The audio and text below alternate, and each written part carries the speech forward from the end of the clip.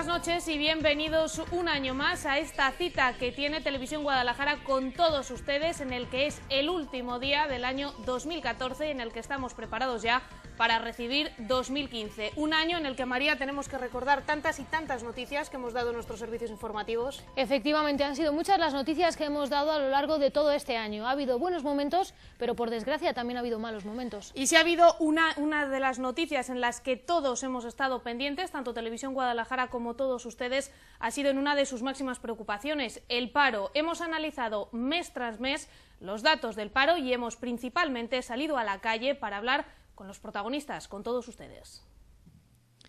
En términos generales, si comparamos los datos con los que terminábamos diciembre de 2013 con los últimos que hemos conocido para finalizar el mes de noviembre, se puede concluir que tanto a nivel regional como a nivel provincial el paro baja. En Castilla-La Mancha el paro bajó en 13.744 personas a lo largo de todo el año, siendo en diciembre de 2013 el número de parados 252.114 y en noviembre de 2014 238.370.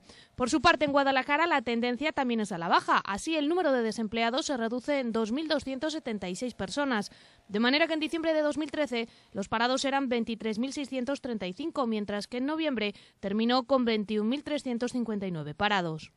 A pesar del descenso en el número de personas desempleadas, encontrar un trabajo sigue siendo el principal problema y preocupación de los ciudadanos. Así nos lo aseguraban los propios vecinos, a los que hemos preguntado de manera constante a lo largo de todo el año. Pues responsables me imagino que hay muchos, tampoco se puede achacar ahora mismo al gobierno solamente. Imagino que es la situación también mundial, lo que quieras, pero fundamentalmente las políticas que se están haciendo económicas, eso seguro. Yo creo que es que no funciona bien, se están llevando mucho dinero los que tienen dinero, no pobres, los que tienen, se hace de guante blanco, una palabra. Los que han estado anteriormente, que lo dejaron hundido, se llevaron todo y han estado gobernando en Castilla-La Mancha casi 40 años, ¿y qué han hecho? ¿Vale? Los políticos, que solo miran para ellos, para llenarse la hucha de ellos, y al obrero que le den por culo. Opiniones de parados de Guadalajara que no han quedado ahí, porque ellos tienen muy claro lo que les dirían a nuestros políticos, que son quienes tienen que tomar medidas para poder salir de esta situación. Pues que son unos sinvergüenzas, y que yo tengo una hija de 24 años y que la verdad pues está pues hecha polvo, más que yo, mi hija, y que es una generación perdida y que ellos tienen mucho, se llenan bien los bolsillos y el que no pueda pues que se joda. Diría para que tenga un poco más de conciencia, que infelizmente eu creio que não só os espanhóis, pero nós outros imigrantes que estamos aqui, que por favor que eles verifiquem realmente o que estão fazendo, porque a situação está muito difícil. Que bajen un poco a la tierra, porque muchas veces pienso que hablan pero no ven la situación real, porque una cosa es los datos teóricos y el mundo macroeconómico y otra cosa es lo que es a pie de calle. Por último, si comparamos los datos con los del resumen del año que hacíamos en 2013, la tendencia esta vez es positiva. Baja el paro, puesto que el año pasado aumentaba tanto en diciembre como en el primer mes de 2014. Este 2014, aunque ha sido menos convulso que otros años, también hemos asistido a diferentes protestas que se han realizado aquí en Guadalajara capital, tanto por los vecinos de nuestra ciudad como por los de nuestros pueblos. Por desgracia, en 2014 también hemos asistido a concentraciones y protestas ante diferentes colectivos. La empresa vasca de artes gráficas, Europrint, cerraba definitivamente su planta de Marchamalo tras 30 años de actividad. Una historia que se anunciaba primero con un ERE de extinción que afectaba a 21 trabajadores. Los empleados atribuían la decisión del cierre a una mala gestión por parte de la compañía, advirtiendo que tendría que haber afrontado algunas inversiones desde hacía tiempo. Protestas por trabajo y también para exigir mejoras en los servicios municipales, en este caso ante unas modificaciones de las líneas de autobús que, por más que se anunciaban, nunca llegaban. Hasta tal punto que los usuarios de los autobuses y vecinos de la capital salieron a la calle para pedir que cambiasen los recorridos. Vecinos indignados y cansados por tener que adaptarse a unos cambios que, según denuncian, les ha conllevado más tiempo de espera, recorridos más largos, paradas más lejanas y, en definitiva, barrios peor comunicados. Las calles de nuestra capital también fueron testigo de una iniciativa cultural con tintes de protesta, el abrazo al infantado. Diferentes asociaciones y partidos políticos se daban cita junto a este monumento de la capital en el Día Mundial del Patrimonio. Con este gesto trataban de reivindicar el acceso a la cultura. La polémica viene tras la decisión del Gobierno regional de cobrar entrada en determinados días para poder acceder al interior del Palacio del Infantado. La Junta ha establecido el acceso libre y gratuito al Patio de los Leones y también de martes a sábado de 5 de la tarde a 7 de la tarde y los domingos de 10 de la mañana a 2 de la tarde al Museo Provincial y en las salas del Palacio del Infantado. En nuestra capital también se dieron cita los ganaderos de la provincia para exigir al Gobierno regional el pago de las ayudas por los ataques de lobos. 2014 ha vuelto a ser un año duro para los ganaderos de la Sierra Norte, cansados de los ataques y de no recibir compensación económica por el Gobierno regional.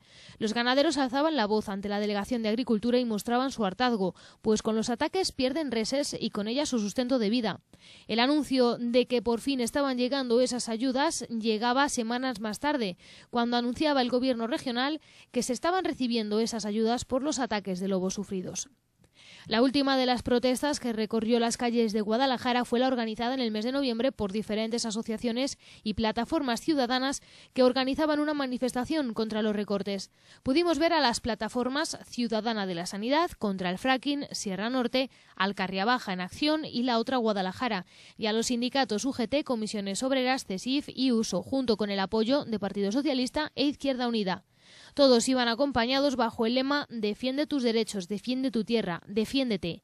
Cerca de 1000 personas fueron desde la Plaza Mayor hasta la subdelegación del Gobierno. Plataformas, partidos y sindicatos que aseguraban que tenían razones más que de sobra para manifestarse. A principios de año se llevaba hasta los tribunales dos de algunos de los sucesos de los que les hemos venido hablando años atrás. Uno tenía que ver con un presunto caso de violencia de género y otro, ustedes se acordarán, con un caso en el que un grupo de personas entraban en casa de un empresario de Mondéjar para intentar robarle y acababan asfixiándole. Junto a esto tenemos que destacar también las operaciones de la Policía Nacional y la Guardia Civil. Han desarticulado importantes bandas que operaban en nuestra provincia y también han detenido al conocido como violador del Portal en Trijueque. En el capítulo de sucesos, el año comenzaba con el juicio de un caso que nos dejaba consternados en el año 2012. El cuerpo de una mujer en avanzado estado de descomposición era encontrado por la Policía Nacional en un descampado junto al hospital. El culpable era su pareja. Conseguía huir hasta Milán, donde fue detenido gracias al trabajo de las fuerzas y cuerpos de seguridad del Estado. En su declaración, él mismo se declaraba culpable de los hechos y llegaba incluso a pedir perdón por lo sucedido. Era el primer caso del año de violencia machista que costaba la vida a una mujer en nuestra provincia. Finalmente fue condenado a indemnizar a la familia de la víctima y a entrar en prisión durante 15 años. El siguiente juicio era por el homicidio de un empresario de Mondéjar. 4 eran los acusados por lo ocurrido en el mes de noviembre del año 2009, cuando uno de los trabajadores y antiguo trabajador de la empresa del fallecido tramaba un plan para robarle por no haberle abonado una cantidad de dinero. Junto con otros compañeros entraron en la casa y llegaron a apretarle el cuello hasta el punto de causarle la muerte por asfixia, golpeando y amordazando también a la madre. La Fiscalía condenaba por homicidio a 2 de los acusados a 13 años y medio de prisión y a otros 2 por robo con violencia con penas de 3 años y medio y 2 de cárcel. En el marco de operaciones de la Guardia Civil hemos ido conociendo algunas de ellas a lo largo del año. En el mes de abril desarticulaban una organización internacional que utilizaba la violencia para cobrar las deudas de empresarios de España, Portugal y diversas partes de Europa. 7 personas fueron detenidas como integrantes de esta organización, que ofrecía servicios de una página web, Eurobulldog, a través de la cual los empresarios contactaban con la organización. Operaban en diferentes provincias, entre ellas en Guadalajara. Por su parte, la Policía Nacional lograba detener a 3 personas a las que se les acusaba de haber cometido robos en 47 viviendas, la mayoría en Guadalajara. Tal era la pericia de estos delincuentes que podían pasar días hasta que los habitantes de las casas se daban cuenta de que les habían robado. Gracias al trabajo conjunto de Guardia Civil y Policía Nacional, en el mes de junio se conseguía detener a 2 personas como presuntas autoras de las lesiones a viandantes y daños en los vehículos que circulaban por la CM 1008, también conocida como Carretera de la Patata. La alerta corrió como la pólvora por las redes sociales. Los vecinos de los municipios por los que discurre esta carretera mostraban su preocupación ante la gravedad de los hechos, y es que fueron varias las personas agredidas por estos individuos. Golpeaban con varas a los vecinos que paseaban tranquilamente por la zona o directamente tiraban piedras a los coches. 2 eran los detenidos en un primer momento, aunque no se descartaban más detenciones. En Trijueque, la Guardia Civil detenía al conocido como violador del Portal. Era acusado de ser el presunto autor de varios delitos sexuales. Ofrecía sus servicios como fisioterapeuta en las localidades de Torija y Trijueque. Utilizaba una identidad falsa y aprovechaba las sesiones con sus clientes para abusar supuestamente de ellos. La detención se realizaba en la urbanización de la Beltraneja cuando se dirigía a un domicilio a prestar sus servicios como fisioterapeuta. Por cierto, mucho cuidado este 2015 en nuestras carreteras, sobre todo en las de Guadalajara capital, donde se han producido numerosos atropellos, la mayoría de ellos por descuidos tanto de peatones como de conductores. Y junto con los atropellos también nos tenemos que hacer eco de una de las noticias de las que les hablábamos a lo largo de todo el año. En concreto son 3 los desaparecidos que todavía hay en la provincia de Guadalajara. De ellos y de sus familias, en Televisión Guadalajara no nos olvidamos. 2014 se despide tristemente dejando 3 personas desaparecidas en nuestra provincia. La primera que conocíamos era la de un arqueólogo al que se le perdió la pista hacia el mes de mayo en la zona de Valtablado del Río. En el mes de agosto se organizaba una gran batida para tratar de localizarle en ese entorno, lugar en el que se identificó su mochila y teléfono móvil. El 27 de junio se perdía también la pista de Felipa García, vecina de Guadalajara, del barrio del Alamín. La última llamada de Felipa fue a su marido, a quien avisó de que se quedaría en casa de una amiga, y desde entonces ni su marido ni sus hijos pudieron contactar con ella ni localizarla en su teléfono móvil. También preocupados por su paradero, se organizó una batida con voluntarios para tratar de localizarla, aunque sin éxito.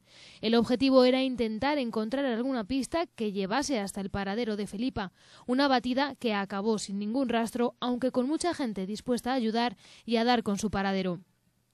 Por último, en Enche desaparecía de una vivienda tutelada un vecino de 68 años. Ocurría hacia finales del mes de septiembre y las alarmas saltaron cuando llegó la hora de la cena y Juan Pedro, al que se le vio por última vez sobre las 5 de la tarde, no apareció.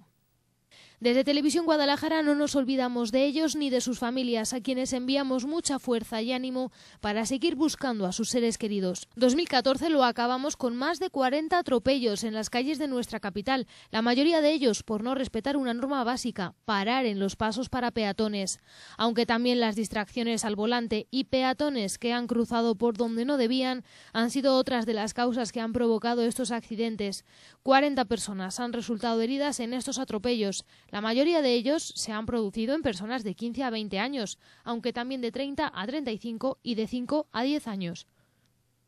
Parece que esta zona, el entorno del hospital y la glorieta de Cuatro Caminos, son los lugares en los que más hay que extremar la precaución, tanto si se es peatón como conductor, puesto que es el lugar en el que más atropellos se registran.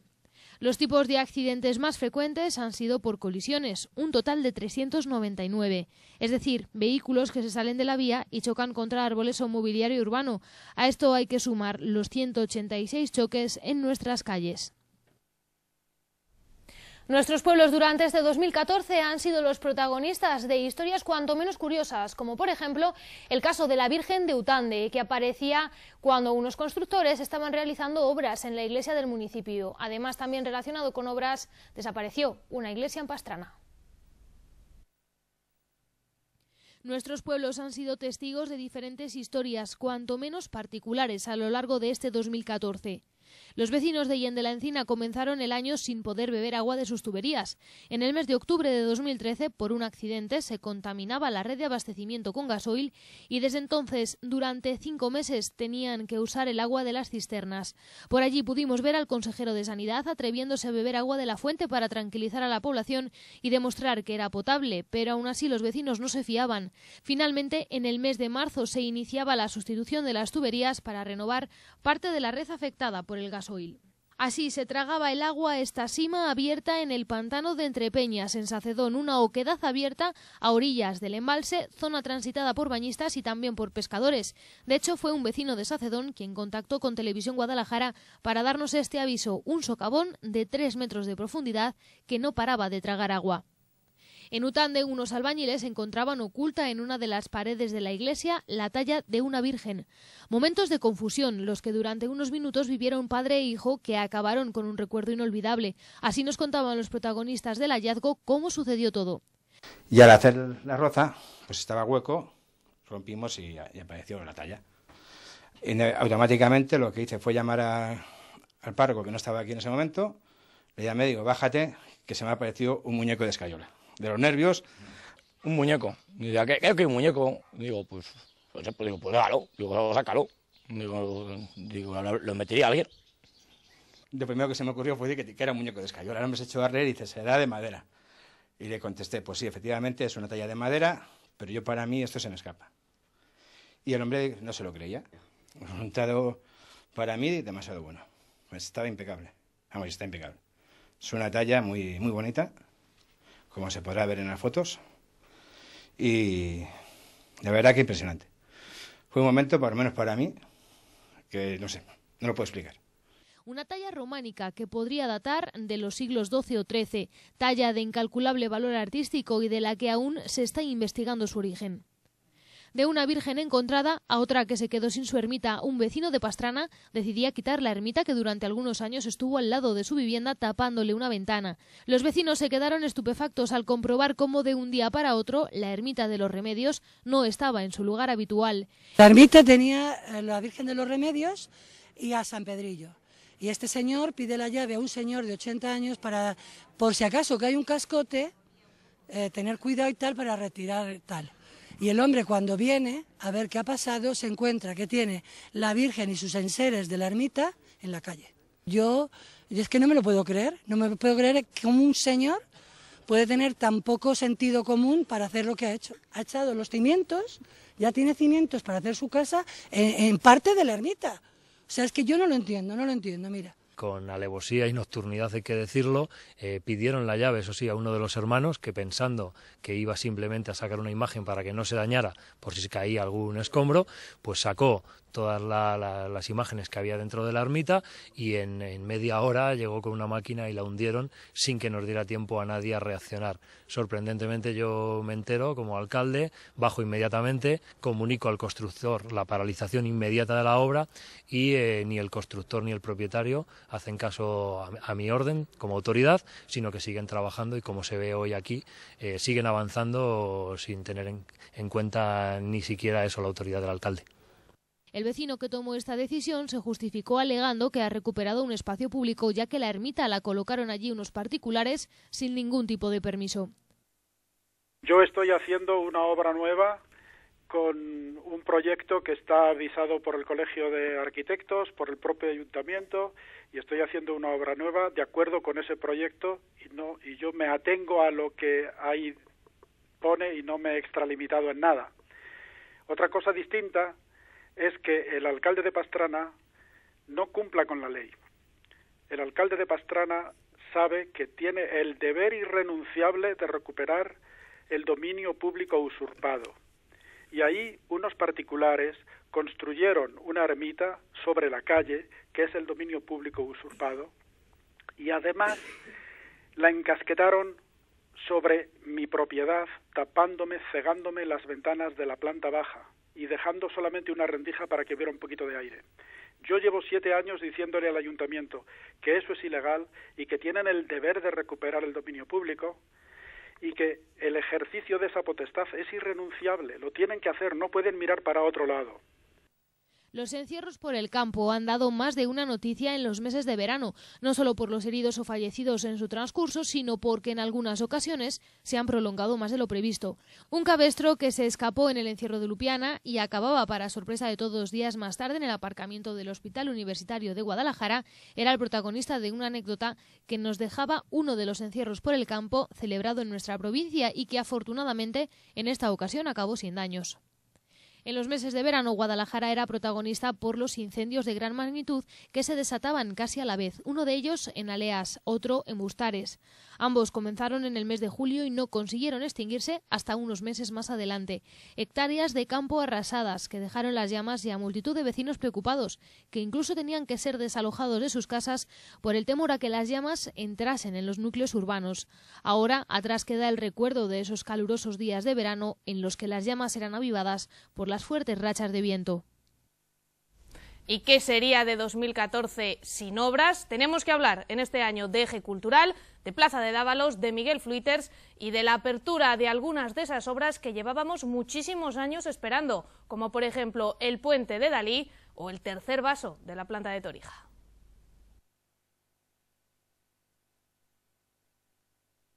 Hablar de 2014 es hablar de obras, sobre todo en el centro de Guadalajara. Y es que finalizamos 2013 con un eje cultural en obras que se vería finalizado en el mes de marzo de 2014. Pero para llegar a su acto inaugural, con proyección de vídeo y todo incluido, hubo que adaptarse al cambio de sentido de la antigua carretera de Zaragoza y a la cuesta de Calderón. El día de su inauguración en la plaza de la iglesia de Santa María, el 26 de marzo, era el propio alcalde quien valoraba un proyecto de enjundia, polémico y que había generado más de una tensión. A través de este proyecto hemos tratado de conectar el patrimonio monumental y mejorar las infraestructuras, y creo que hoy podemos decir que lo hemos conseguido. Se ha actuado sobre 21.000 metros cuadrados de superficie, se han renovado 10.000 metros cuadrados de viales, se han sustituido 6.200 metros lineales de canalizaciones, se han creado 11.500 metros cuadrados de aceras, se han instalado 812 elementos de mobiliario urbano, se han creado 227 nuevas plazas de aparcamiento. De una obra a otra. Las enlazamos prácticamente porque antes de que terminase el eje, el alcalde anunciaba otra en las proximidades, Miguel Fluíters, Teniente Figueroa y la Plaza de Dávalos y su entorno, que iban a sufrir una remodelación integral, una actuación prometida y que se comenzaría a finales de primavera. Otra obra que también generaba polémica, sobre todo entre los comerciantes y vecinos, que un día antes de que comenzaran las obras, medio centenar de ellos se reunían y nos convocaban para denunciar que el alcalde no les había escuchado. Pero al día siguiente las máquinas entraron y las obras comenzaron, primero en Miguel Fluíters y al mes siguiente en la zona de Dávalos. Mes a mes hemos ido viendo su evolución y más polémicas por los árboles de Dávalos y las plazas de aparcamiento de toda la zona, cuyos vecinos aseguraban se veían recortadas drásticamente. En noviembre Miguel Fluíters se volvía a abrir y a asfaltar para estar lista para la cabalgata de Reyes y Dávalos estaba casi terminada, aunque su inauguración habría que dejarla para 2015. En 2014 también nos hemos tenido que acostumbrar a familiarizarnos con el color verde, porque a las plazas de parking rojas o de residentes y a las azules hubo que sumar las verdes, en dos zonas localizadas de la ciudad, en el parking de la Concatedral de Santa María y en el Torreón de Albarfáñez, otra manera de aparcar, todo el día por 2 euros. Lo que nos ha dejado el año del que nos vamos a despedir también han sido inauguraciones de obras, de esas que esperábamos como agua de mayo. 8 años después de que se iniciara el proyecto, por fin éramos partícipes de estas imágenes, las de la apertura del puente de Salvador Dalí, con el otro lado de la autovía A2. La última conexión de lo que se ha denominado Peine con los sectores 10 al 13. Ahora solo resta abrir el tramo que une este puente con la entrada de la Avenida del Ejército por el cuartel de los Geos. Desde el consistorio se aseguraba que solo resta que Fomento señalice la vía para proceder a su apertura. Así quedaría completo el acceso desde todos los lugares de la capital al otro lado de la autovía 2. Y si 8 años tuvimos que esperar por el puente Dalí, otro tanto hemos oído hablar de la planta de tratamiento de voluminosos que la Mancomunidad Vega de Lenares tiene en Junquera. Una planta que gestiona los residuos de este tipo generados de la propia mancomunidad y cuyos primeros momentos no se quisieron perder los municipios mancomunados.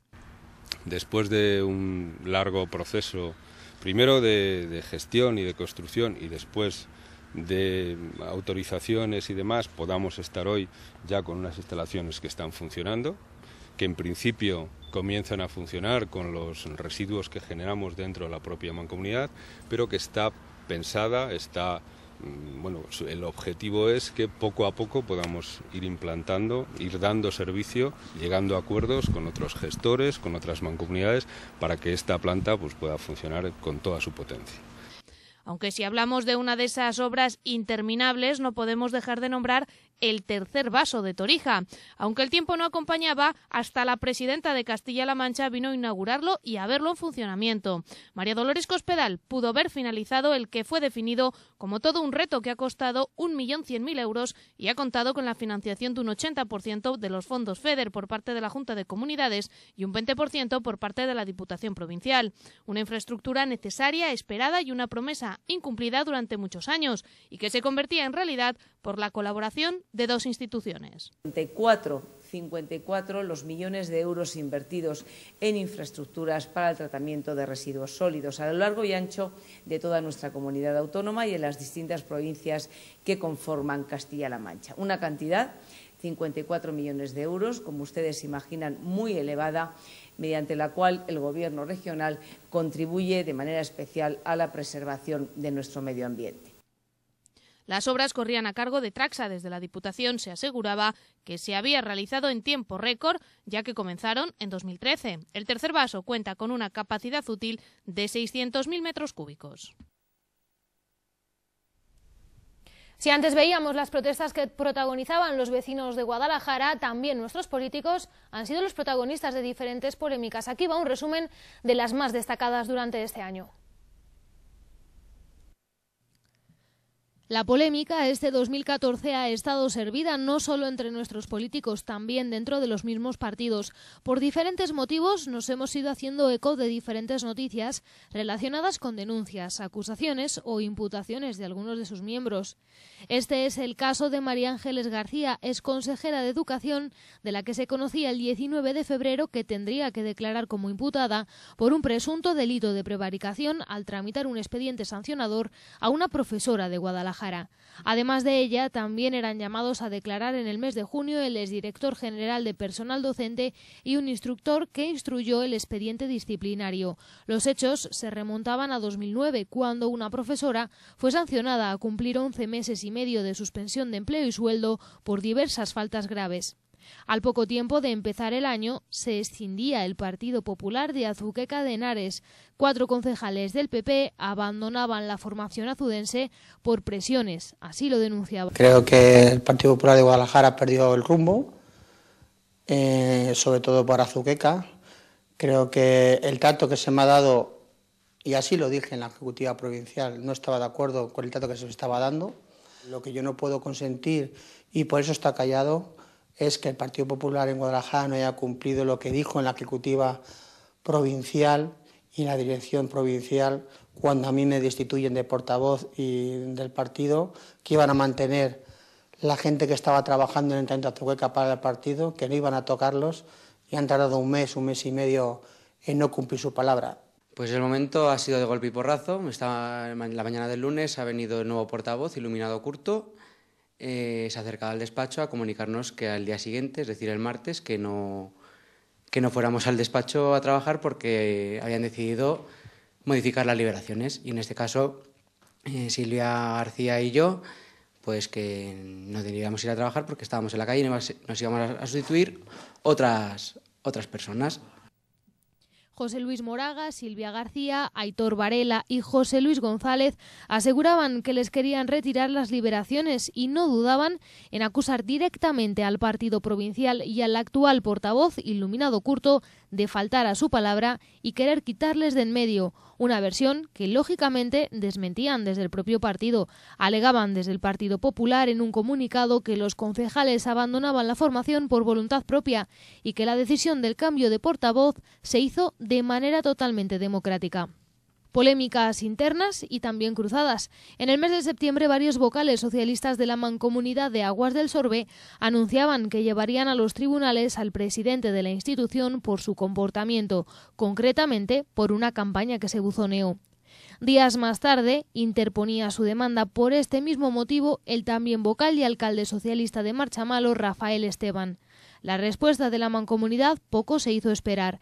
En concreto, declaraba Jaime Carnicero en nota de prensa que es triste y lamentable que el alcalde de Marchamalo no se ocupe de gestionar de manera eficaz su municipio en lugar de interponer acciones judiciales contra la Mancomunidad de Aguas del Sorbe y su presidente.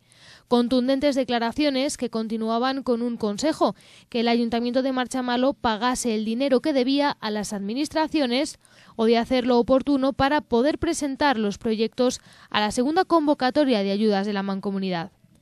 Y no ha sido la única institución que ha estado marcada por la polémica entre sus representantes.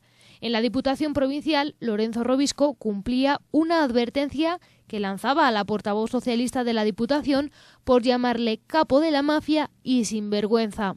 Y vamos a ver lo que ha ocurrido, lo que está ocurriendo en la Mancomunidad de la Vega de Henares, lo que está ocurriendo con la gestión de recaudación de Junquera, que alguna sorpresa se va a llevar usted, y ya les digo, no les consiento una sola sospecha que no puedan probar. Es usted un capo de la mafia. Que no puedan probar. Porque usted tiene mucho que callar. Mucho que callar. En contrataciones, en irregularidades. Dentro de poco. Señora Pérez León, no le consiento que llame sinvergüenza ni al vicepresidente ni a ningún miembro del pleno. Y le pido que conste en acta expresamente que le he llamado sinvergüenza. Exactamente. Acaba de decir sinvergüenza, pido expresamente que se recoja en acta. Yo también. Además, le pediría que sepa que mañana mismo la denuncia. Que lo sepa. Continúa, que lo sepa. Y si no aguanta, se marcha. Pero usted a mí no me insulta y no genera ni una sola sospecha sobre mi persona. Señora Pérez León. Este es el momento que causó el pasado 30 de septiembre la nueva bronca en el Pleno de la Diputación Provincial. Bronca entre la portavoz del Grupo Socialista y el vicepresidente de la Diputación, que les llevaría a verse en los tribunales, como ya avisaba Lorenzo Robisco. De esta forma, Robisco, a través de nota de prensa, comunicaba que formalizaba la denuncia contra Pérez León, quien aseguraba empleó una actitud totalmente irrespetuosa e impropia de un representante político en un Estado democrático. En la nota de prensa, el vicepresidente de la Diputación recordaba también que tras la tercera llamada al orden por parte de la presidenta de la Diputación, dada la que consideraba inaceptable conducta de la denunciada, finalmente se vio obligada a expulsarla del Pleno, a lo que Pérez León hizo caso omiso, no acatando y violando el reglamento que rige las sesiones plenarias. Esperemos que este próximo 2015 se entierre el hacha de guerra en todas las instituciones en la medida de lo posible, pero siempre velando por el bienestar de los ciudadanos. A lo largo de los años, muchos son los titulares que les damos en nuestros servicios informativos, distintos temas, distintos proyectos que preocupan a la sociedad, entre ellos el Parador de Molina o, por ejemplo, el Teatro Moderno, proyectos que avanzamos, se anuncian, pero nunca terminan por concretarse. Cierto es, porque aunque ha habido numerosos anuncios de diferentes representantes políticos, la verdad es que la mayoría de ellos a día de hoy siguen como estaban. Y en 2014, como en 2015, seguiremos hablando de varios temas recurrentes que traen aparejados polémica.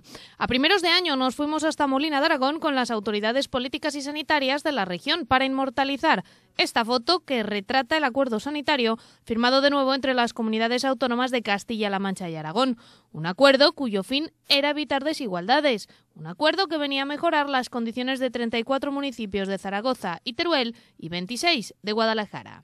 Y de un convenio firmado, cuyos buenos resultados ya comienzan a parecer, a otro del que tenemos compromiso, pero que está en pleno proceso burocrático, después de que el consejero de Sanidad y Asuntos Sociales, José Ignacio Chaniz, tras innumerables negociaciones, reuniones y hasta cambio de consejero en la Comunidad de Madrid, nos daba la grata noticia de un acuerdo que se firmará en 2015 por parte de los presidentes de las dos comunidades autónomas afectadas. La satisfacción por haber logrado, después de muchos meses de trabajo y de mucho esfuerzo, de un esfuerzo titánico por parte de muchas personas, por fin un acuerdo sanitario con la Comunidad de Madrid. Es un acuerdo muy importante que nos hace muy felices y sobre todo que va a permitirnos mejorar la capacidad de asistencia sanitaria a los ciudadanos de la región, especialmente a los ciudadanos de Guadalajara y a los ciudadanos de la Sagra. Lo que supone es la posibilidad de utilización concreta y de libre elección por parte de los ciudadanos de Castilla-La Mancha de determinados hospitales de Madrid, que la Consejería de Sanidad de Castilla-La Mancha va a financiar. Por lo tanto, esto no existía, no es nada que ver con lo que existía hasta este momento. Y para los ciudadanos de Guadalajara, pues a través de un sistema de utilización de los servicios sanitarios, poder realizar pruebas diagnósticas y terapéuticas en hospitales de la Comunidad de Madrid de una forma formalizada, de una forma coherente y a través de un elemento, digamos, desde el punto de vista jurídico, perfectamente documentado. Un acuerdo que genera dudas, con el que no están de acuerdo los socialistas, que salían justo el mismo día para pedir explicaciones. Porque este convenio no es ni tan siquiera una tirita, no es ni tan siquiera un acto electoralista, que lo es y mucho, pero ni siquiera alcanza esa categoría, porque es una verdadera cutrez. Es una chapuza firmada por los dos peores consejeros de Sanidad de la democracia. Pero que ha sido defendido por parte del Gobierno regional, recordando que es el PSOE el culpable de que haya cosas que no se puedan seguir haciendo. Hemos podido, al fin, cerrar un acuerdo, un convenio de colaboración con la Comunidad de Madrid en el ámbito de asistencia sanitaria. Algunos recordarán y me dirán, bueno, antes ya se podía para ciertas cosas ir a la Comunidad de Madrid a asistencia sanitaria en aquellos vecinos que vivieran más cerca de un hospital de Madrid, tanto aquí en el corredor de Henares, tengo que decirlo, como en el corredor de la Sagra en Toledo, es verdad. Pero antes existía algo que los empresarios van a entender muy bien cuando diga lo que es un fondo que lo pagaba todo, que hace ya tiempo que dejó de existir.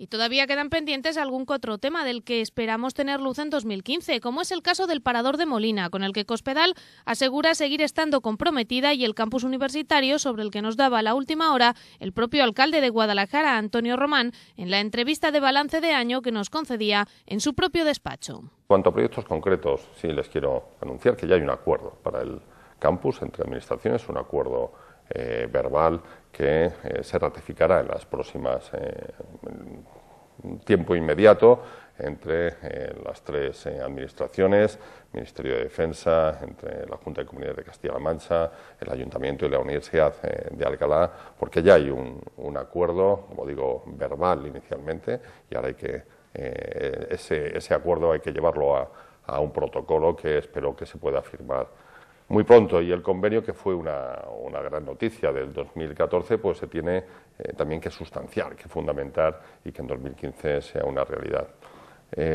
Muchas veces se habla de grandes edificios, grandes obras, y hay veces que esto que afecta a las personas es más importante. En este mismo despacho se ha fraguado parte de ese acuerdo, porque fue donde, con el consejero al frente, pues nos reunimos con profesionales de diferentes ámbitos para tratar, ya hace más de un año, año y medio, de sustanciar este acuerdo. Sustanciar me refiero en cuanto a ver qué eran las necesidades que nos tenía que satisfacer Madrid y dónde podían ir los enfermos. Luego, las negociaciones del consejero han dado su fruto en ese acuerdo inicial, que espero que de aquí al primer semestre pueda estar ya, ser una realidad, y que los enfermos no hagan turismo sanitario por Castilla-La Mancha.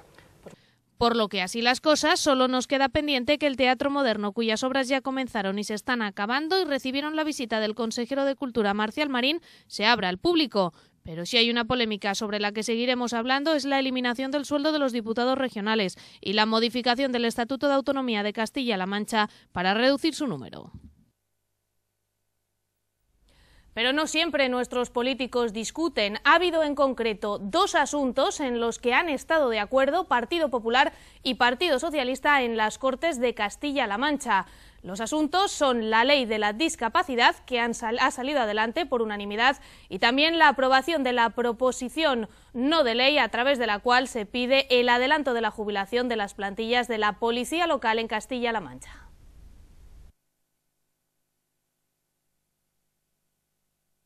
Pero no todo ha sido crispación en las Cortes de Castilla-La Mancha. Dos han sido los temas que han hecho que el Partido Popular y el Partido Socialista llegaran a un acuerdo y lo sacaran adelante por unanimidad, aunque alguno con reservas, y de ambos asuntos oiremos hablar el año que viene. El primero es uno de estos proyectos estrella del que habla el Gobierno regional, la conocida como Ley de Discapacidad y denominada Ley de Garantía de los Derechos de las Personas con Discapacidad, que asume los compromisos de respeto a las diferencias, defensa de la igualdad de oportunidades y mejora de la calidad de vida de las personas con discapacidad y sus familias.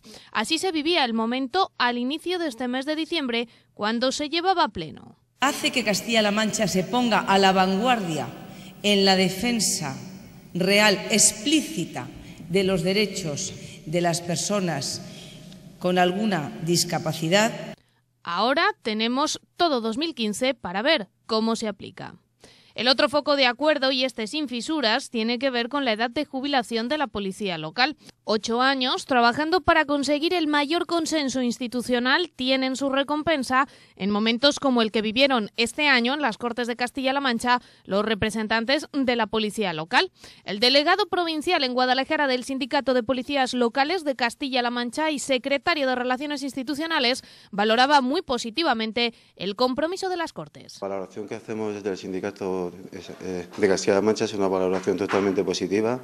Ha sido un hecho histórico dentro de las policías locales de Castilla-La Mancha, y no solamente Castilla-La Mancha, sino a nivel nacional, porque a través de la Confederación de Seguridad Local estamos trabajando a nivel nacional para que este objetivo que tenemos ahora sea una realidad.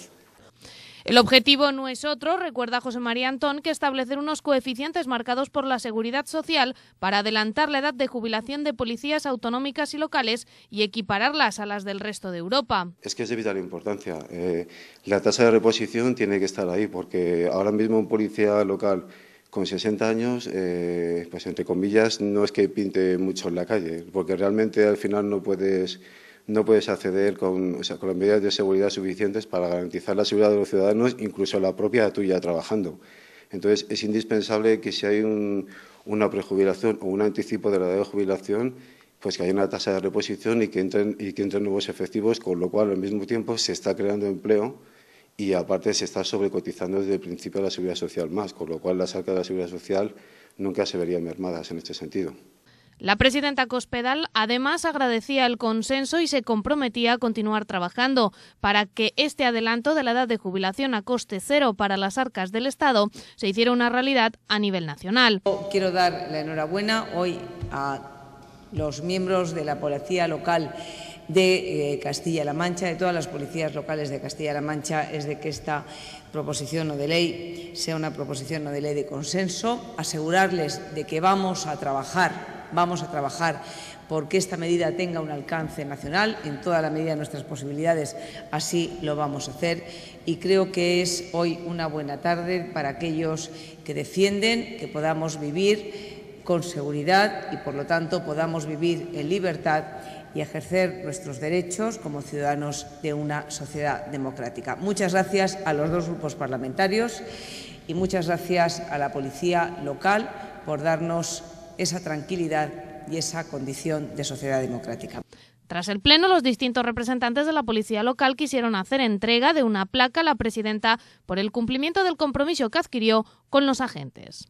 Además, este año ha estado protagonizado por la policía local, porque el Centro Municipal Integrado Eduardo Guitián acogió el acto oficial de condecoraciones de la Policía Local de Castilla-La Mancha, acto en el que 2 agentes, uno de ellos de Guadalajara, Pedro Antonio López Robledillo, por su actuación vital para salvar la vida de un hombre en uno de los encierros de las últimas ferias, fueron distinguidos con la medalla al mérito profesional en categoría de plata.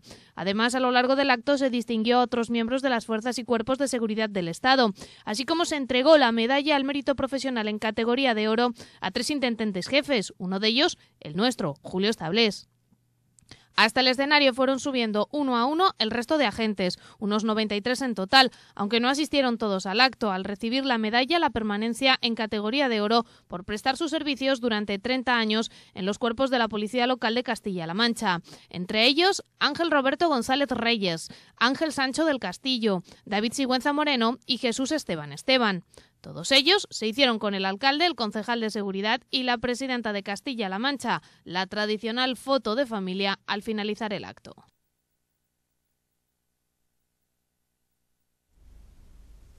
En mayo llegaba una cita con las urnas, las elecciones europeas, que quizás se pueda considerar como una previa para el panorama político que nos espera en el futuro 2015. En 2015 hablaremos, María, mucho de elecciones, pero de momento vamos a recordar qué nos deparaban esas elecciones europeas, con declaraciones, con las visitas de los políticos y también con la puesta en escena del fenómeno Podemos. Este fue el pistoletazo de salida en unos años en los que las urnas y las votaciones van a dar mucho de qué hablar. Mientras llegan las municipales, las autonómicas y las nacionales, las elecciones europeas se convirtieron en el año 2014 en todo un laboratorio para tomar referencia de lo que podría pasar en 2015. Más allá de los discursos de unos y otros, que la gente entienda que esto de Europa no es algo distinto y distante, sino que es algo muy cercano, que nos afecta a cada uno de nuestros días, de nuestros intereses, de nuestras vidas. Y vamos a tratar de ser didácticos, de hacerles entender que esto no es algo lejano, sino que tienen que comprender que en la medida que nos vaya bien, les irá a ellos bien. Es una oportunidad para decirle no a los recortes de Rajoy, no a los recortes de Cospedal y no a los recortes de Merkel. Y es una oportunidad también para construir una Europa de los ciudadanos, donde no existan paraísos fiscales, donde se piense más en quien más lo necesita y desde luego donde el sur de Europa tenga políticas de estímulo para salir de la crisis. Y del vaivén de visitas estelares,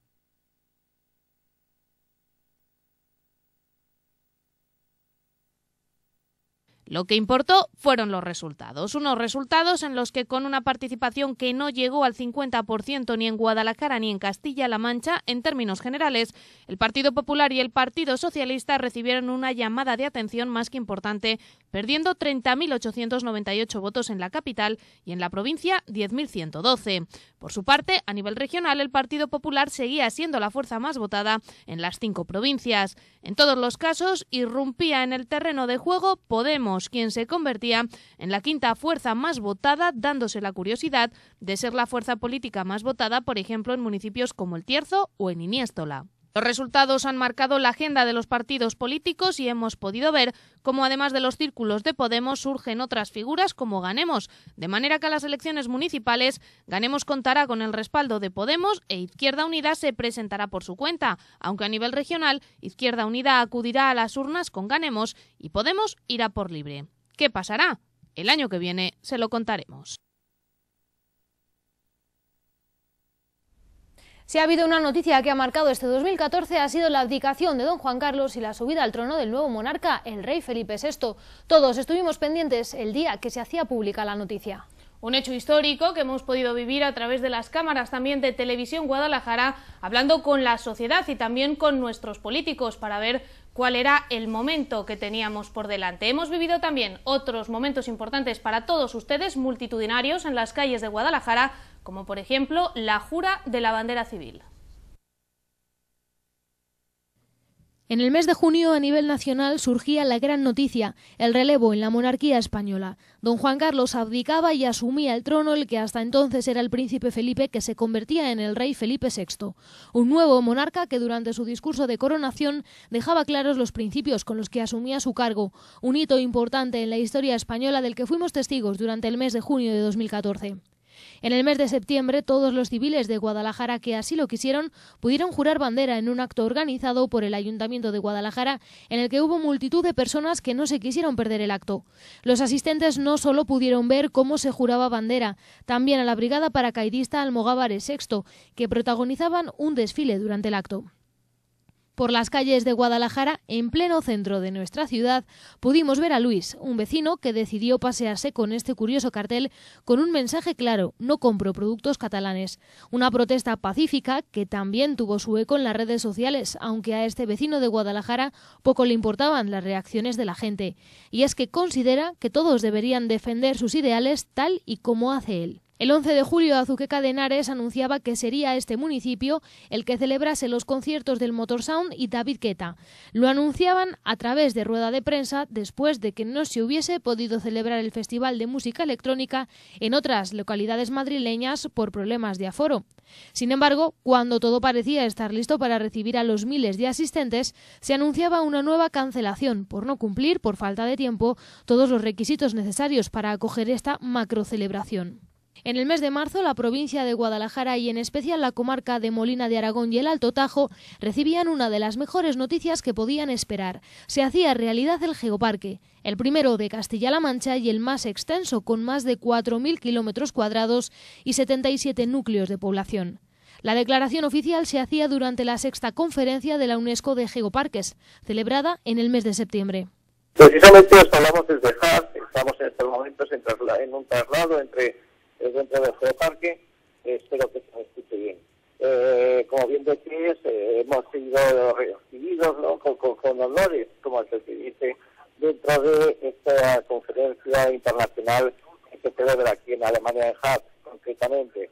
Ha sido una recepción magnífica, nos han dado ya las credenciales, nos han emplazado para ir a Canadá, donde seremos ya recibidos dentro de Geoparques Mundiales, dentro de la Red Mundial de Geoparques, que será dentro de 2 semanas aproximadamente.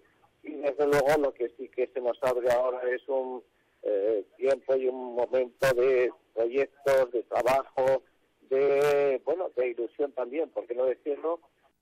Año de aniversario para el periódico Nueva Alcarria, que cumplía 75 años este 2014, aunque ahora convertido en bisemanario.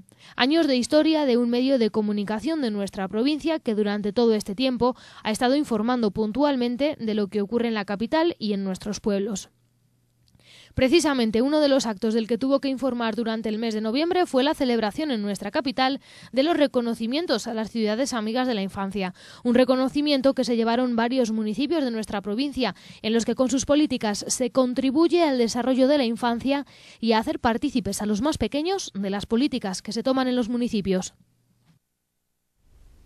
Cada año, si hay una sección que nos da más alegrías que lamentos, es la sección de cultura. Este año tienen nombres y apellidos. Pedro Solís, que ha vuelto a ganar un Goya con su cortometraje Cuerdas, una magnífica película que les recomendamos que vean si todavía no lo han hecho. Y es que además este año ha sido el año del Greco, pero para 2015 todavía quedan pendientes muchas citas culturales. Hablar de cultura en 2014 es hablar de Goya, el Greco y la ruta teresiana.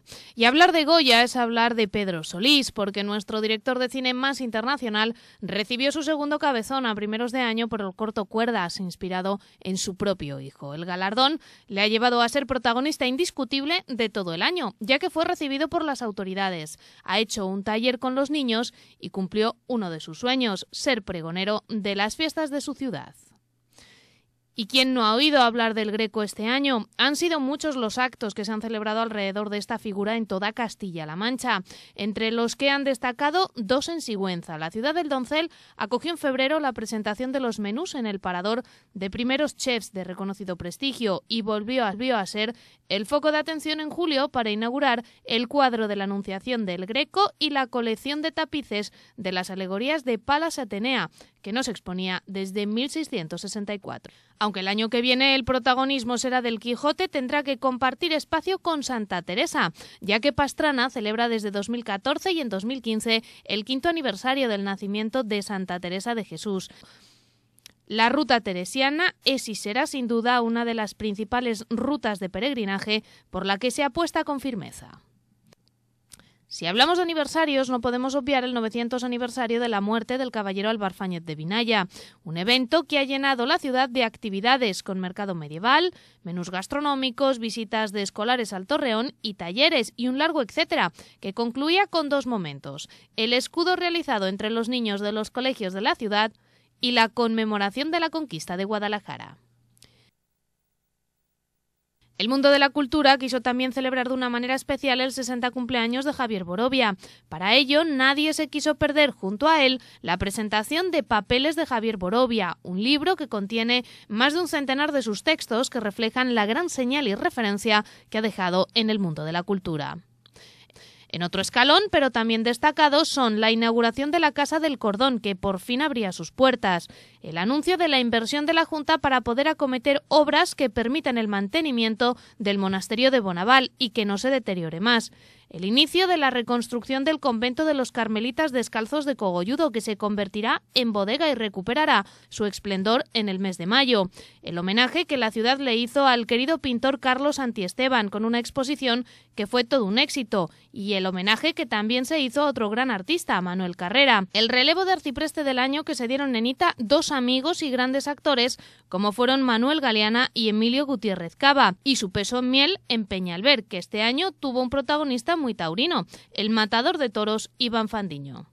Y nos despedimos con un anuncio que se verá en qué depara, el que nos hacía el consejero de Cultura en noviembre para anunciarnos que el Palacio del Infantado había sido aceptado por la UNESCO como candidato oficial para ser declarado Patrimonio de la Humanidad. Cuando se acaba 2014 es momento también para recordar a todos los que a lo largo de los distintos meses del año nos han ido diciendo adiós. Efectivamente, hoy también es un día de despedir y de recordar a aquellas personas que nos han dejado, como son Francisco Sobrino, Manu Leguineche, Avelino Antón y también Adolfo Suárez. Este año hemos dicho adiós al gran periodista Manu Leguineche, reportero de guerra y maestro de varias generaciones de periodistas. A los 72 años fallecía en Madrid en el mes de enero. Y de un maestro a otro, a todo un ejemplo de curiosidad, de buen hacer y de energía que nos dejó a los 99 años. Nos referimos a Avelino Antón, maestro, escritor y periodista que se licenció en Filosofía y Letras a los 94 años en la Escuela de Mayores y que fue incansable tras 50 años enseñando y más de 60 escribiendo para Nueva Alcarria. Otra figura nos dejaba huella también en Guadalajara. En el mes de marzo fallecía Adolfo Suárez, el que fue el primer presidente de la democracia, figura clave de la transición junto al rey Juan Carlos. Suárez dejó tras de sí todo un legado de actos y cariño entre los ciudadanos de un país que siguen rindiéndole homenaje y por el que se guardaron 3 días de luto oficial en Guadalajara. Del fallecimiento de Francisco Sobrino nos enteramos por el alcalde de la ciudad, quien nos lo comunicó el 12 de mayo en una visita al Torreón de Albarfáñez. El genial artista, mientras se termina su museo, ya es recordado en la ciudad a través de una placa en la fachada de la vivienda situada en la calle Manuel Medrano, acto en el que estuvo presente su familia. Y hablando de recuerdo, la ciudad de Guadalajara también mantiene vivo el recuerdo de Pedro Díaz, el batería de Los Secretos, 30 años después de su muerte. Lo hizo este año a través de un concierto homenaje de Los Secretos y de su grupo de origen escarcha en el Tice, rodeado de amigos y familiares, donde la sala de conciertos lleva ya para siempre su nombre.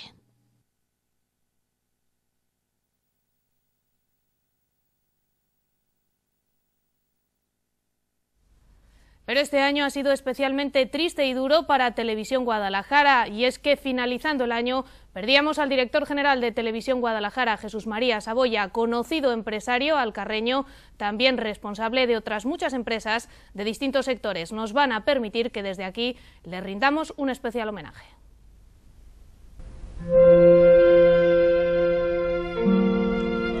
Este año, en el mes de septiembre, Televisión Guadalajara estuvo de luto por el fallecimiento del propietario de esta casa. Jesús María Saboya de la Fuente falleció a los 59 años, natural del municipio de Alhóndiga. Saboya estaba casado y tenía una niña de 11 años. Alcarreño de nacimiento y de corazón, y orgulloso de llevar el nombre de Guadalajara allá por donde iba, inició sus primeros pasos en el mundo de la empresa de bien pequeño, cuando tras la muerte de su padre se vio obligado, junto con su hermano Francisco Javier, a tomar las riendas del negocio familiar. Saboya fue propietario o estuvo vinculado en mayor o menor grado hasta su muerte a varias de las empresas más conocidas de Guadalajara, en los sectores de la comunicación, industria química, transporte, energía o en la conocida ganadería de Reses Bravas que lleva su nombre. Gran aficionado a los toros, ha sido a través de Televisión Guadalajara impulsor de la programación taurina de esta provincia, llevándoles a sus hogares especiales taurinos de toda índole. Y no contento con ello, dio un paso más para tener su propia ganadería en Ciruelas, algo de lo que se sentía realmente orgulloso. Fue empresario de las plazas de Junquera de Henares, Sacedón o Sigüenza, y actualmente lo era también de la del municipio madrileño de Alcalá de Henares. La presidenta de Castilla-La Mancha, María Dolores de Cospedal, enviaba un telegrama a su viuda. En la misiva, la presidenta regional trasladaba un recuerdo especial en los tristes momentos que se estaban viviendo, del mismo modo que le pedía que trasladara sus condolencias a toda la familia. Cospedal destacaba en el telegrama su carrera como empresario, que supone un importante legado vinculado estrechamente a la región y permanecerá siempre como ejemplo del trabajo bien hecho. A los 59 años, este empresario de Guadalajara nos ha dicho adiós en 2014. Desde aquí, todos los que hacemos Televisión Guadalajara, seguimos uniéndonos al dolor de su familia y amigos. Descanse en paz.